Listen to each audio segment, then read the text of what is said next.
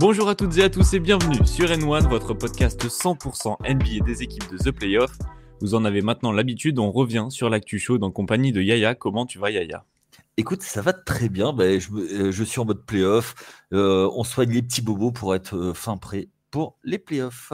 Ouais, Yaya, tu interviens aussi sur le podcast NFL Tailgate. Oui, Pour les autres fans de football américain, vous avez le podcast D1 Elite une fois par semaine. Ensuite, pour les fans de baseball, vous avez le podcast First Pitch. Et ouais. enfin, chaque week-end de Grand Prix, vous avez désormais le rendez-vous F1. Nous, on va passer directement sur l'actu NBA. On va revenir sur le Nuggets Kings qui a eu lieu cette nuit. Les Nuggets de Denver donc, qui se sont imposés 124-116 face à Sacramento. Ils renouent enfin la victoire après 4 défaites de suite. Mais l'élément important de la semaine, Yaya, c'était Michael Malone qui a été viré donc mardi soir à moins d'une semaine de la post-season. C'est son assistant donc David Adelman qui va prendre les rênes de l'équipe en cette fin de saison. Il y a une semaine, Michael Malone, il avait même expliqué qu'il était très surpris du licenciement de Tyler Jenkins, donc le coach des Grizzlies. Et une semaine après, c'est lui qui se fait licencier, donc sachant que le timing est encore plus court. À noter que son GM, Calvin Boat, a lui aussi été viré. L'entente entre les deux hommes, apparemment, elle était catastrophique. Shams Charania, donc l'insider d'ESPN, il a expliqué que les deux hommes, ils se parlaient plus depuis quelques temps. Toi, qu'est-ce que t'en penses, Yaya, de cette décision et surtout du timing ? Décision, pourquoi pas. Timing, mais dégueulasse. Je comprends, mais absolument pas.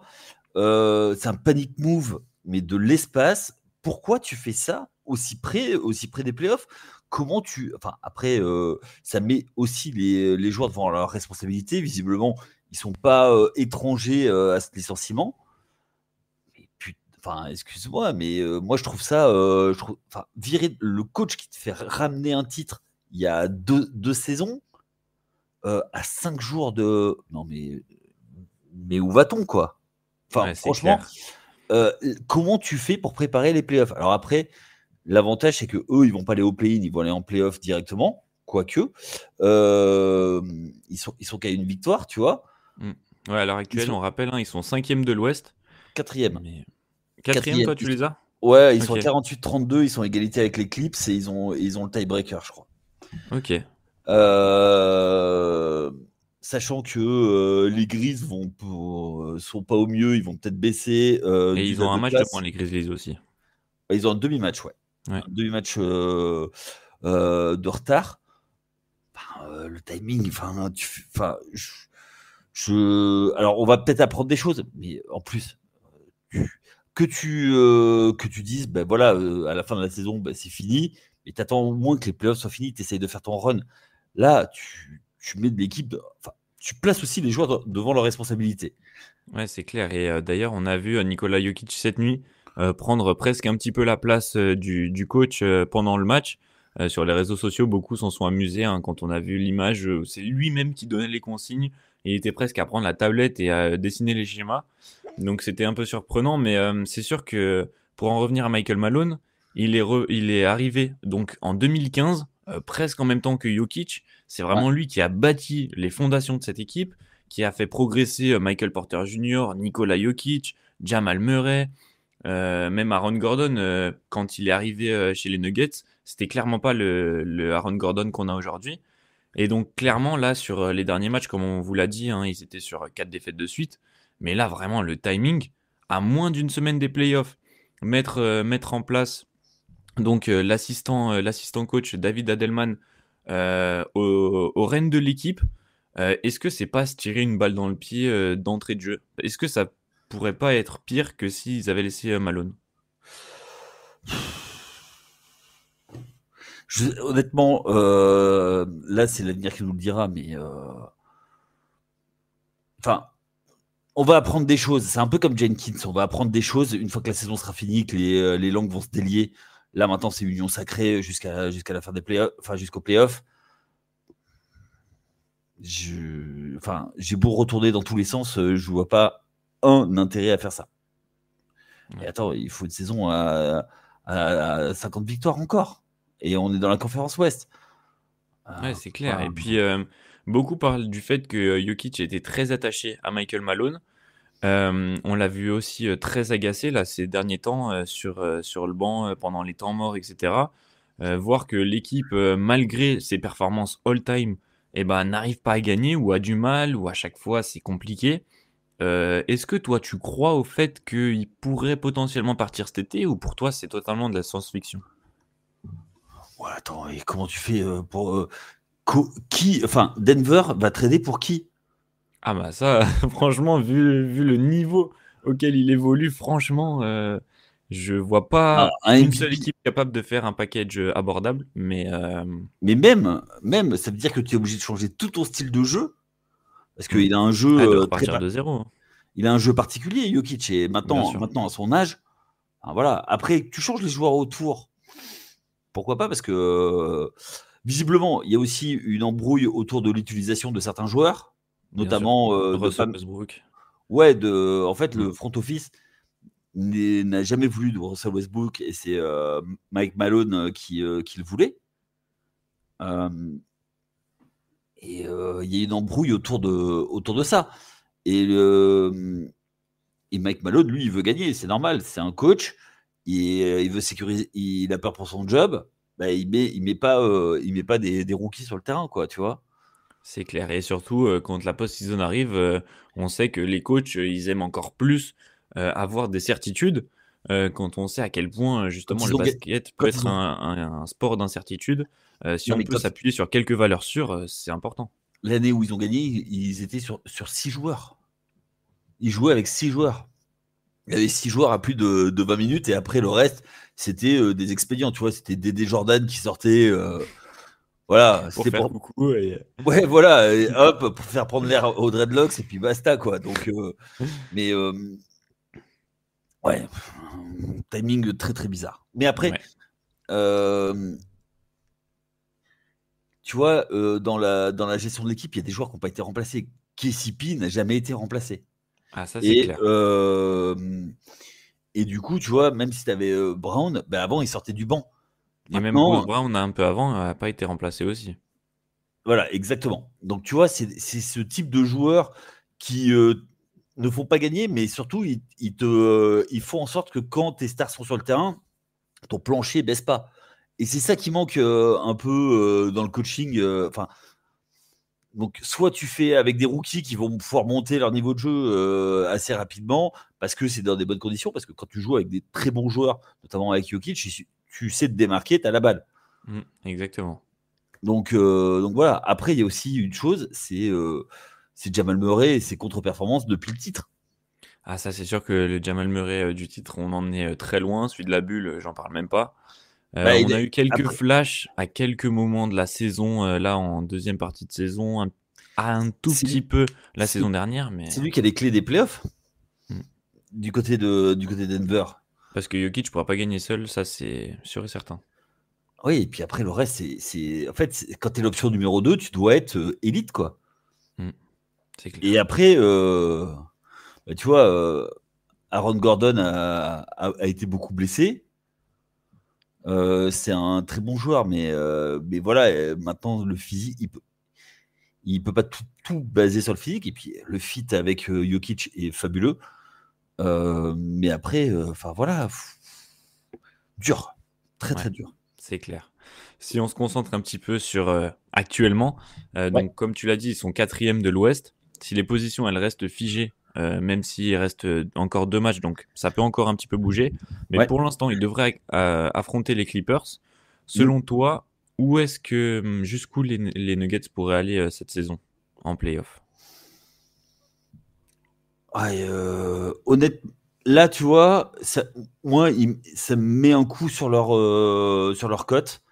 Je pense qu'avec Mike Malone, il passait les Clippers face à OKC. Tu vois, sur une série de 7 matchs, ils ont l'avantage de l'expérience. Ils Ouais. Et savent la faire. match-up, je trouve que c'est pas la meilleure pour OKC. Ah ben, complètement. C'était le pire match-up pour OKC parce que Mike Malone sait faire des ajustements et sait gagner une série. Ah, il l'a prouvé. Mark, Contrairement. Delio, contrairement l'année donc à dernière, son. il se fait sortir au deuxième tour, tu vois. Ouais, c'est clair. Donc, ce que je disais la semaine dernière, tu vois, il faut gagner, c'est le plus dur, tu vois. Il faut montrer que tu sais gagner. Donc, voilà. Là, du coup, la cote, elle prend du plomb dans l'aile. Il reste 2 matchs. Ils ont tout intérêt à gagner les 2 matchs. Sinon, le front office, mais il se fait dézinguer, quoi. C'est pas possible. Ouais, c'est clair. C'est clair. On va passer désormais sur le Lakers Mavs, pareil, de cette nuit, avec une victoire pour les Lakers 112-97. Pour les Luka Lakers, Doncic. ouais, Ouais, ouais, ouais, les Lakers. Oui, pardon, sur autre chose. Oui, pas j'étais de sur le souci. match de dimanche, excuse-moi. Luka Doncic, donc, il a fait un énorme match avec 45 points, 8 rebonds et 6 passes. C'était un retour à la maison plein d'émotions pour Luka, puisque la soirée a débuté pour lui avec une vidéo de remerciement de la part des fans et de la franchise. Sur chaque siège, il y avait même merci pour tout Luka sur des t-shirts disposés un peu partout dans la salle. Luka, il a commencé le match avec les larmes aux yeux. Il a même expliqué en conférence de presse d'après-match qu'il se demandait s'il allait pouvoir être à 100%, tellement il y avait de l'émotion pour lui. Yaya, quand on est dans un contexte aussi particulier que ça, est-ce que c'est pas compliqué de bien jouer, d'être à 100% et surtout de sortir une perf aussi impressionnante qu'a sorti Lucas cette nuit? Un joueur il a tellement l'habitude, Lucas. Non, mais on oublie un truc, c'est que le gamin, il était pro à 15 ans. Il fait ça depuis qu'il est tout petit. Il est programmé pour ça. Tu vois, j'ai revu là récemment sur un réseau social qui commence par un I. euh, Tu vois, premier match avec le Real Madrid en pro, il doit avoir 15 ans. Il cherche même pas à comprendre. Premier ballon, hop, il est derrière la ligne à 3 points, boum, dedans. Mais, allez, hop. Automatique. Ah non, mais le gamin, il est fait pour ça. Et les émotions, je pense que surtout, il avait tellement la rage. Parce qu'il a été tradé salement, en fait. Ouais, c'est sûr. Bon, d'ailleurs, toute la salle a demandé la démission de Nico Harrison. Ouais, exactement. Et d'ailleurs, je voulais te lancer là-dessus, donc tu m'as fait une belle passe décisive. Mais Mais c'est ça les meneurs de jeu, les vrais. Tu vois. exactement. Et donc ouais, toute la salle, dès que Luka touchait le ballon, applaudissait, se levait, etc. Dès qu'il marquait, ils exultaient comme s'il jouait encore pour les Dallas Mavericks. Donc c'était vraiment beau à voir. Et à la fin du match, Luka, il est sorti donc à 1 minute et quelques de la fin. Il a eu le droit à une standing ovation de la part de tout le public de l'American Airlines Center. Donc c'est vraiment des images belles à voir et ça montre aussi que toute la communication de Nico Harrison pour un peu dézinguer Luka Doncic, bah, ça n'a pas forcément marché en fait. Non, alors on reproche souvent, alors je dis pas nous, mais tu vois, moi j'ai écouté au moment du trade, il y a des médias mainstream qui passent sur la TNT ou qui disaient ah il n'y a plus aucun amour du maillot. Les gars, ils n'ont pas le choix pour qui ils jouent. C'est-à-dire que quand ils sont tradés en cours de saison, ils n'ont pas le choix. Euh, on À part se... Bradley Beal qui, Ah non, mais qui a une petite no trade clause, mais on en reparlera plus tard. ouais, mais en fait, si tu veux, c'est les franchises qui décident et on se bat beaucoup depuis les années 2000 avec ce truc où il n'y a pas d'attachement au maillot le maillot que tu portes et la franchise pour laquelle tu joues. Les gars, et ben là, tu vois, pour une fois, c'est pas c'est la franchise qui se comporte mal. Et là, on dit rien. Donc, tu vois, on se plaint toujours du manque d'attachement au maillot. Et quand c'est les franchises, ben c'est normal. Ça se passe également en soccer, hein, tu vois. Pareil, où les gars sont mis dans les lofts. Mais dès qu'ils changent de club, on les pourrit. Tu vois, des fois, les franchises se comportent très très mal. Là, elle s'est très très mal comportée. Et je pense que c'est en cette réaction que le public était derrière son joueur, enfin son Ouais. ancien joueur. Donc, moi, je suis pas surpris de la performance parce que c'est quand même un chien de la casse. Luka, voilà, il prend des techniques à tir larigot. Mais quand il est focus, il est focus. C'est-à-dire que tu vois, l'année dernière, il est arrivé en playoff, il avait tout donné. Il n'avait plus une goutte d'essence dans le moteur. Donc, et donc C'est du d'ailleurs coup, aussi pour ça qu'il a pu les emmener jusqu'en finale, parce que sinon, je pense pas qu'il serait allé si loin. Et bon, en finale, ça les a un peu desservis parce que du coup, bah, il était un peu cramé, comme tu l'as dit. Et en plus, il s'est fadé Drew Holiday, Derrick White, Jalen Brown, Jason Tatum sur le dos. Donc forcément, c'était compliqué. ah Mais oui, complètement. c'est vrai que là, en ce moment, il a l'air vraiment fit. Il a l'air d'être à 100%, en pleine confiance, en pleine forme. Les Lakers, ils sont pour l'instant troisième à l'ouest. Ils ont un match d'avance sur les Clippers. Donc si on en reste là, ils choperaient les Grizzlies au premier tour. Ouais, mais Selon toi, Les Grizzlies, ils vont chuter. Moi, je serais pas étonné. Je l'ai dit, moi, mais là-dessus, mes favoris sur les playoffs à l'Ouest, ils sont très inconstants, mais c'est les Timberwolves. ouais, c'est vrai. C'est vrai que tu le dis depuis longtemps. Et Là, ils ont un petit peu. mais je vais te dire un truc. Celui qui a le vrai avantage en playoff, c'est celui qui va terminer septième pour jouer Houston. Houston, ils ont des joueurs qui ont l'expérience, notamment Fred Van Vliet, mais Ouais, les autres, je suis pas sûr ils aient suffisamment d'expérience. c'est Donc, clair. donc, Et tu vois, moi, je reste persuadé. Après, je ne serais pas contre un Houston Grizzlies juste pour Dylan Brooks. ah, ça, c'est sûr que il y aurait pas mal de storytelling et d'histoires à raconter. Mais si on reste sur les Lakers, pour toi, est-ce que ça peut aller loin cette année ou est-ce qu'il faudra attendre l'année prochaine qu'ils se renforcent un petit peu, notamment sur le secteur intérieur? Ah ben, se renforcer, t'es gentil, mon coco, mais faut faire de la place. C'est clair. Mais T'as des joueurs qui sont. ils ont réussi à faire un coup à la deadline. Alors, ça n'a pas marché au final avec Mark Williams parce que, soi-disant, le joueur était blessé ou c'est un petit peu vague. Mais en tout cas, ils avaient quelques assets pour faire un petit peu quelque chose ou en tout cas ramener de la viande à l'intérieur. Oui, mais ça, c'est bien en milieu de saison. Mais pour faire toute une saison, il va te falloir récupérer un grand. Un ou deux grands, parce que le problème, c'est que il y a des équipes, elles vont mettre de la viande dessous. Tu fais comment, quoi? Tu fais comment pour jouer? Donc, il y aura des joueurs disponibles, il n'y a pas de souci. Mais encore faut-il pouvoir les récupérer. Ouais. Parce que il y a un truc qui s'appelle le cap space. Alors, ok, ils s'en foutent de payer la luxury tax. Hein, c'est les Lakers, on sait ce que c'est. Malgré tout, au bout d'un moment, voilà. Tu as un joueur qui s'autoproclame la chèvre, qui prend un contrat faramineux. Il aurait pu couper son contrat pour prendre un intérieur, notamment. C'est clair. Et donc, sur ces playoffs-là cette année, toi, tu les vois arriver au moins en deuxième tour ou en finale de conférence, pourquoi pas? Ça va dépendre du match-up, mais alors, je... il vaut mieux qu'ils passent le premier tour. Placés où ils sont, il faut qu'ils passent le premier tour. Après, tu vois, ça va dépendre de leurs deux derniers matchs.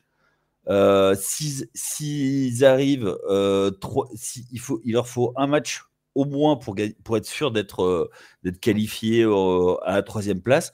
Ce sera, enfin, ça doit être les Lakers, ça doit être LeBron. Qui aurait dit en début de saison que les Lakers finiraient troisième, quoi. Ça, c'est clair. Franchement, ça a tout changé, ce trade Ah, mais c'est à la deadline. du côté des Lakers, c'est magique. Mm. Bah, c'est un truc de Bah, c'est fou, pour ça quoi. qu'on l'appelle Luka Magic, hein. Ouais. Il a pas volé son surnom. Enfin, il l'a volé à Johnson, mais Ouais, tu connais même pas le vrai prénom de Magic Johnson. si, c'est Ervin. Bien, c'est bien. Mais Eh, pourtant, et t'étais pas né pourtant pendant qu'il jouait. ouais, mais on essaye de se cultiver un peu, tu comprends. Bon, allez, justement, tout à l'heure, tu parlais de cette septième place à l'ouest qui serait importante, d'après toi. Justement, une équipe vient de tomber septième après sa défaite de la nuit. C'est les Warriors de Golden State qui ont donc perdu face aux Spurs de San Antonio. Une défaite Ouais. surprise 114-111 sur un buzzer beater, tenez-vous bien, d'Harrison Barnes. Alors, si jamais vous n'aviez pas vu, je pense que peu nombreux auraient été les gens qui auraient pu prédire que les Spurs allaient gagner sur un buzzer beater d'Harrison Barnes. Est-ce que selon toi, c'est une faute professionnelle pour les Warriors ou pas? Mais excuse-moi, t'es étudiant en journalisme? Ouais. Ouais, d'accord, ok. Non, non, mais c'est pour savoir. Donc, t'es prêt pour aller bosser à Voici, quoi. Non, mais c'est quoi ces titres? Non, mais foot professionnel. Bah, put some respect on their names, les Spurs, les pauvres. Oui, mais les Spurs ont plus rien à jouer. Mais, Il y a mais, plus mais mec, Jaron Fox, plus Victor Wembanyama. oui, mais les gars, ils ont le droit de jouer pour gagner quand même. Alors ça, c'est clair. Donc, Mais donc voilà, les après, Warriors, quand on connaît la densité de la conférence Ouest, quand on sait à quel point c'est resserré, compliqué, que chaque victoire va compter dimanche soir pour l'élaboration des playoffs, du play-in, là, quand on voit que les Warriors, ils ont Stephen Curry, Draymond Green, Jimmy Butler qui sont pas tout jeunes, je pense qu'une semaine de repos, ça leur ferait le plus grand bien. Et là, justement, avec cette défaite, ils retombent dans le play-in et donc ils devront jouer au moins un match si jamais ils gagnent le premier, ou alors deux si jamais ils perdent le premier match. écoute, ils ont un match de retard sur les Clippers. J'ai pas regardé le calendrier des Clippers, mais ils peuvent en lâcher un sur les deux. Moi, je suis pas. Enfin. Et avec un match, tu dégringoles super vite. Avec une victoire, tu remontes super vite. Je suis pas inquiet pour eux. Je pense que c'est une équipe qui se connaît très bien, qui sait exactement ce qu'elle doit faire. En revanche, moi, tu vois, ce qui m'a plus interpellé, c'est tout le monde a rigolé sur la sortie de Steve Kerr quand il a pris Buddy Hield. Il dit, je te présente Stephen Curry, meilleur shooter de l'histoire. Tu peux lui passer le ballon. Ça, ça, ça m'embête beaucoup plus que cette défaite du côté de San Antonio. C'est clair que ça renvoie vraiment pas une bonne image quand on sait que justement c'est important d'arriver en playoff en donnant de la confiance à tout le monde. Et justement là, je trouve que je suis d'accord avec toi, c'est un petit peu casser le moral de Buddy Hield. C'est pas casser le moral, ça veut dire que, gars, tu sais même pas qu'il faut passer la balle à Stephen Curry quand ça compte, quoi. Ouais, Et mais si on lit entre les lignes, c'est t'es pas capable de faire ce tir, donc laisse faire les grands. ah, Si on moi, schématise un petit peu. Donc alors, moi, je c'est. le vois pas comme ça, du tout. Ok. Je le vois pas du tout comme ça. Moi, je vois dans le truc en disant, il y a une hiérarchie de l'équipe. Toi, t'es là pour shooter. Laisse la balle à Stephen Curry et tu lui donnes la balle et toi, tu prends les miettes. Point. C'est clair. Mais Donc, moi, c'est en fait, hiérarchie de l'équipe. ouais, ma vision, c'était plus. On sait que toute l'attention se focalise sur Stephen Curry. Donc, en fait, si jamais il est laissé un petit peu tout seul, autant qu'il prenne le shoot. Parce que Buddy Hield, niveau shoot, c'est pas un peintre non plus. Hein. Il était au concours à 3 points cette année. Alors, il n'a pas fait la meilleure perf, mais c'est quand même un des meilleurs shooters de la ligue. Donc, clairement, moi, je l'avais vu un petit peu comme ça. Mais après, j'entends ton point de vue aussi. Oui, non, mais bien sûr. Après, Et ouais, moi, je pense que le septième, enfin, celui qui va gagner le premier match de play-in entre le 7 et le 8, jouer Houston, ça va pas être coton, mais comme je te disais tout à l'heure, il va y avoir quelque chose. Et après, tu joues le vainqueur du 3-6. Donc, tu vois, tu joues les Lakers, quoi, potentiellement. mm, c'est clair que c'est Je pense un que, repas costaud. tu vois, si c'est Golden State, ils ont pris du rythme sur le premier match. Ils jouent Houston, ils peuvent très bien leur faire très très mal. Et après, un Lakers Warriors, on en parlait possiblement en 4-5 Ah, ça fait rêver un peu tout le monde. Hein. il y a très peu de temps. Ah non, mais là, on a trouvé le nom de la série. Hein. C'est le déambulateur série, quoi. Ah non, mais c'est les papis font de la résistance, tu vois. Non, Ah, mais mais quel papy, hein. Fou. Franchement, s'ils étaient tous comme ça. ah bah moi, putain, à leur âge, si j'avais pu courir comme eux. Mais même à 20 ans, si t'avais pu courir comme eux maintenant. Mais tu parlais tout à l'heure du calendrier. Pardon? Attends, tu veux que je m'en aille là, c'est ça? C'est ça que tu veux? Non. Ouais, tu parlais tout à l'heure du calendrier des Clippers. Donc, ils vont affronter les Kings de Sacramento. Et pour le dernier match dimanche, ils vont affronter les Warriors, justement, pour un match qui va être super intéressant à suivre. Et justement, je pense que beaucoup de choses peuvent se jouer à ce moment-là. Bah, On va passer il y ouais, a eu un Game 7 il y a 2 saisons entre les entre deux les Kings. avec Stephen Curry qui les a mais, détruits. C'est clair. détruit, quoi. Bon, là, ce sera Kings Clippers et Warriors Clippers. Mais c'est vrai que ce sera très intéressant à suivre. On va passer sur notre dernière rubrique avec le Suns Thunder de cette nuit aussi. Donc, encore une fois, victoire logique pour Oklahoma City. La 66e de leur saison. Donc, ils battent à nouveau le record. On rappelle, hein, ils avaient égalé le record jeudi dernier. Ensuite, ils avaient enchaîné 2 défaites. Donc, ils n'avaient pas pu battre ce record. Ils sont par la suite rattrapés face aux Lakers en gagnant. Et donc là, cette nuit, donc ils avaient battu le record avec 65 victoires.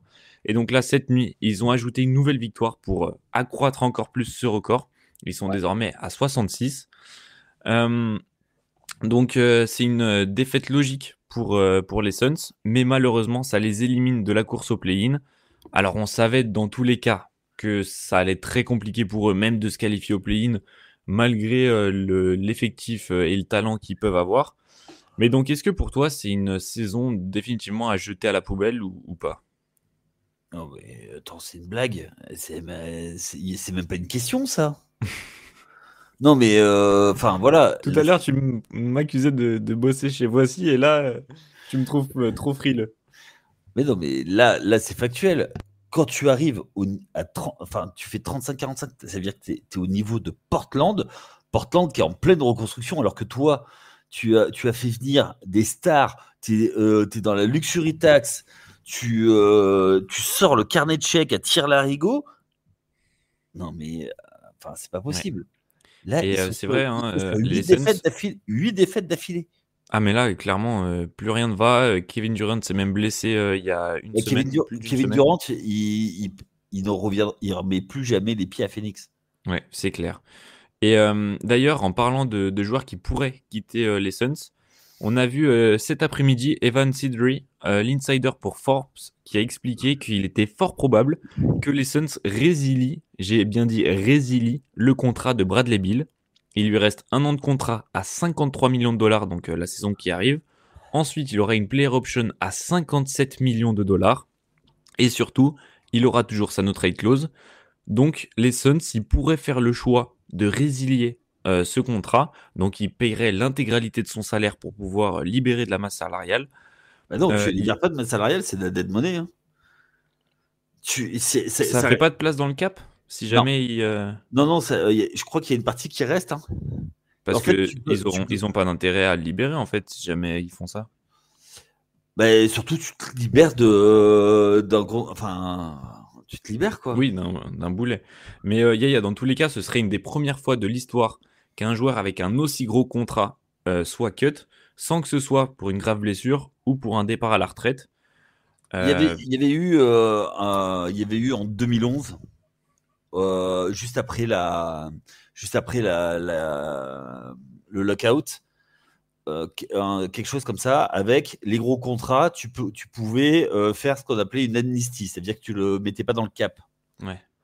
Donc du coup, il y a Joachim Noah, tu vois, qui avait été coupé comme ça par les Knicks justement, et ils avaient gardé dans le cap, enfin, ils avaient pu l'étaler sur plusieurs années. L'avantage, c'est que tu peux l'étaler sur plusieurs années Ouais, c'est clair. et profiter du fait qu'il y ait des augmentations régulières de cap, parce que les droits télé, parce que tout. Mais c'est clair que pour en revenir à Bradley Beal, c'est vraiment un échec cuisant. Et ça montre à quel point ce move, mais il est catastrophique. Et en fait, ils ont sacrifié une partie de leur avenir. Puisque là, au final, cette saison, c'est les Rockets qui font la bonne opération puisqu'ils ont le pick des Suns. Donc, ils peuvent potentiellement avoir un haut choix de draft cette année. Ouais. Donc là, les Suns, ils vont potentiellement perdre Bradley Beal s'ils font ça. Kevin Durant, tu l'as dit, son départ est quasiment acté. Devin Booker, en conférence de presse, on l'a vu déprimé. Il a d'ailleurs expliqué qu'il n'avait plus aucun espoir depuis longtemps déjà. Dès la mi-saison, il savait que dans tous les cas, ce serait un échec. Il a dit aussi qu'il allait falloir tout revoir cet été. Est-ce que selon toi, lui aussi pourrait partir? Il y a des rumeurs. Moi, je le vois pas partir parce que c'est vraiment le visage de la franchise. Ce serait terrible, vraiment. J'ai vu passer quelque chose qui disait est-ce que Phoenix a détruit la carrière de Devin Booker? Je pense que oui. Ah, clairement, je suis totalement d'accord.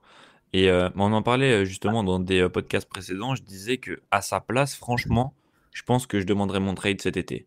Parce que en fait, Alors attends, il attends, attends. enchaîne les échecs avec cette franchise. La franchise a du mal à l'entourer. Alors, ils ont fait une finale NBA quand même qu'ils ont perdu face aux Bucks. Mais ensuite, en fait, Et ils ont pourquoi, enchaîné les mauvais choix. mais pourquoi ils la Et font? Pourquoi ils la font? Ils la font parce que tu as un effectif qui est construit petit à petit par Monty Williams. Tu fais. C'est parti de la bulle. Parce qu'il faut se rappeler que les Suns, quand il est arrivé, ils étaient au fond du trou. Il y a, mais vraiment au fond du trou. Je veux te dire, comment il s'appelle, à part David Booker, l'autre meilleur joueur c'était Alex Len. avec tout le Non respect. mais, oui, oui, oui. Je sais, je les ai vus de mes propres yeux, tu vois. Au Madison Square Garden, ils perdent contre les Knicks. Alors c'est dire, tu vois, à l'époque. Et mais derrière, en fait, ils arrivent avec la bulle à faire quelque chose avec Monty Williams. Pourquoi? Parce qu'ils trade, ils piquent en premier choix DeAndre Ayton.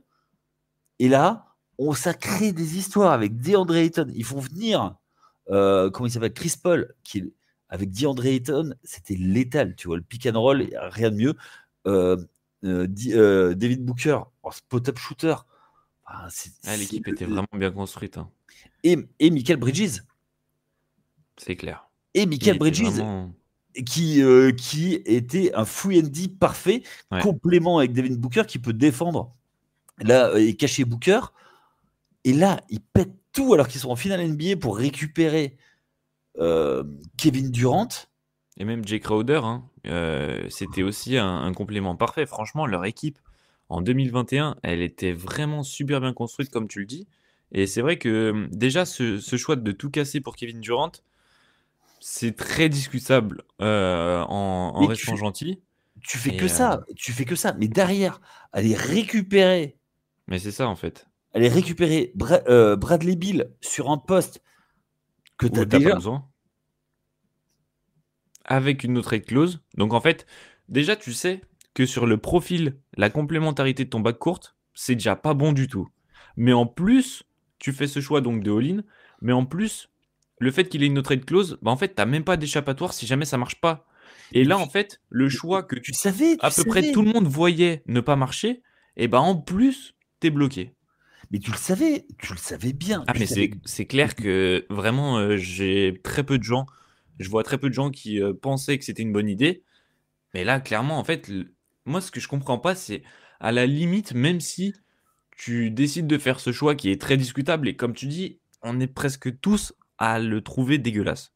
Mais le fait de ne même pas avoir de possibilité de te reculer ou de modifier quelque chose pour changer, bah en fait, j'ai l'impression que c'était du sabotage presque. À ce Non, niveau-là, c'est pas possible en fait que un dirigeant de franchise NBA, parce que oui, c'est Matisse Bia qui a fait ce trade, hein. On peut pas me dire que quelqu'un qui a construit aussi bien la franchise autour de Devin Booker, comme tu l'as dit, avec Ayton, Michael Bridges, Jay Crowder, ait pu faire ce choix incompréhensible. C'est pas possible. C'est un peu comme Nico Harrison. Nico Harrison avec les Mavs, il construit une super équipe autour de Luka Doncic, et après il bazarde tout. Moi, vraiment, je pense que c'est clairement un choix qui vient d'en haut. Et pour Matisse Bia, le président, le directeur des Suns, vu son ego, etc., ça m'étonnerait pas que ce soit lui non, qui ait mais dit attends. mon coco, on fait comme ça.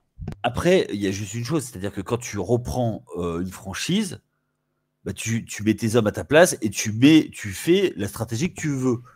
Est-ce que lui, sa stratégie, c'est de gagner des matchs ou vendre des maillots? C'est Ah, clair. voilà. Mais dans ce cas-là, tu prends pas Bradley Bill. C'est sûr qu'en plus, certes, c'est Non, un beau nom, mais c'est pas non plus des mais Kevin Durant, oui, pourquoi pas, mais après, moi, Kevin Durant, quand il vient dans cet effectif, ah, mais pourquoi en pas? soi, oui, c'est Oui, mais ça. Tu sacrifies beaucoup avec les choix de draft, etc. Mais c'est quand même Kevin Durant. Avec Devin Booker, c'est plutôt complémentaire. Alors, c'est pas le fit de l'année, mais mais de surtout, toute façon, les fits de l'année, au final, on parlait que Giannis Antetokounmpo et Damien Lillard, c'était soi-disant le fit parfait. Au non. final, quand on les voit jouer, on voit que c'est clairement pas la Ah bah meilleure non, décision. Donc, dans tous les cas, mais on non, sait mais non, jamais mais non, mais vraiment. non.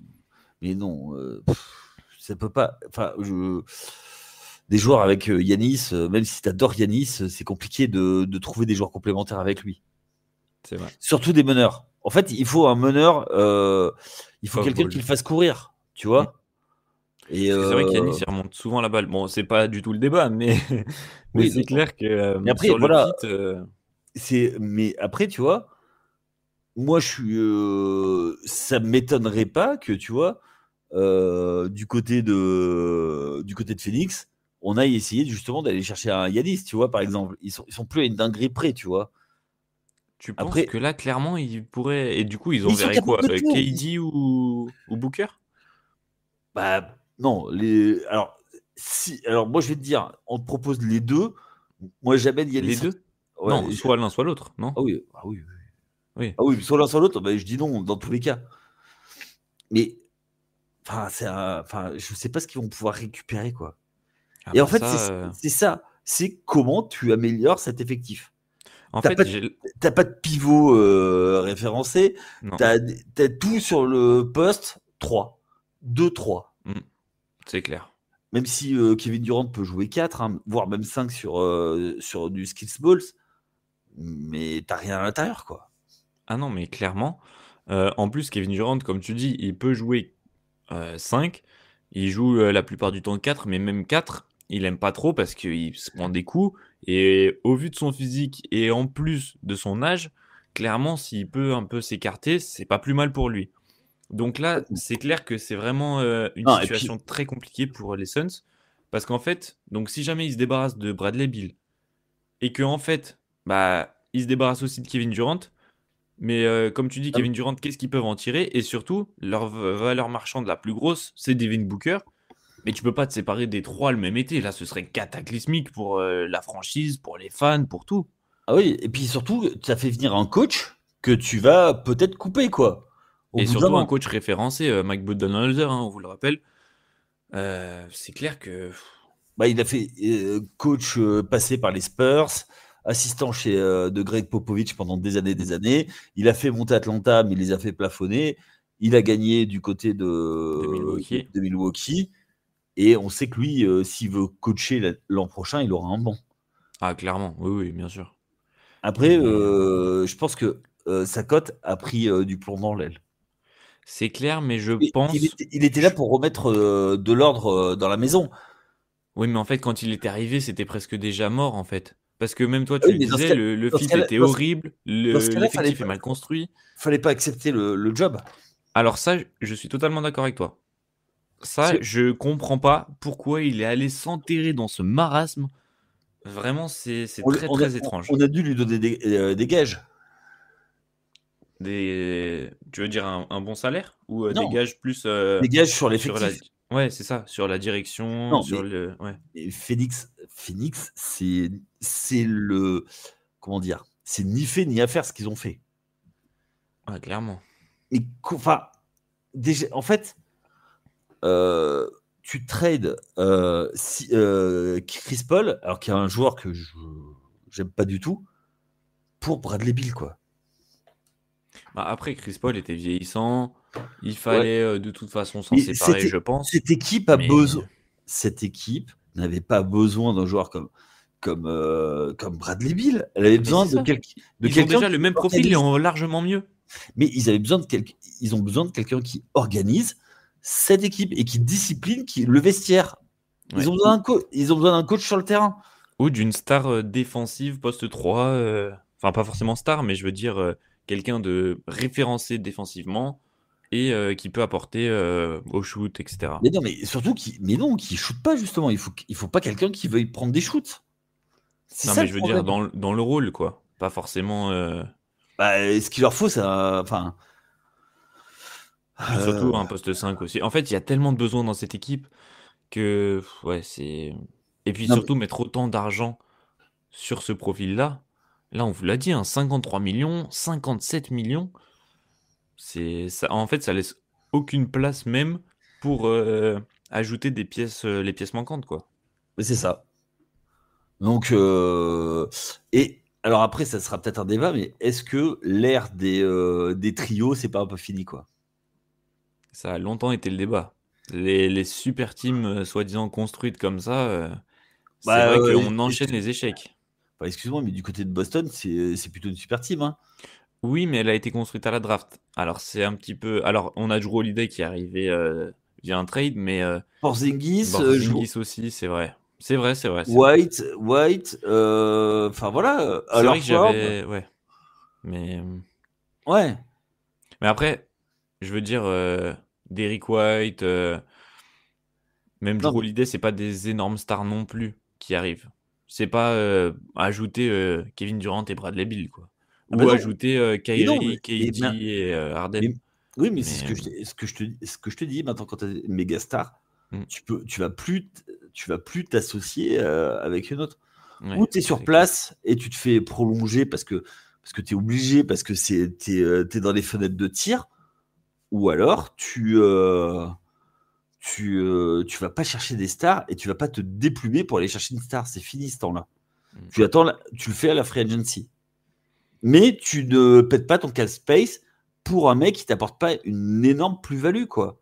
Mm. C'est clair. On va terminer donc sur ce sujet.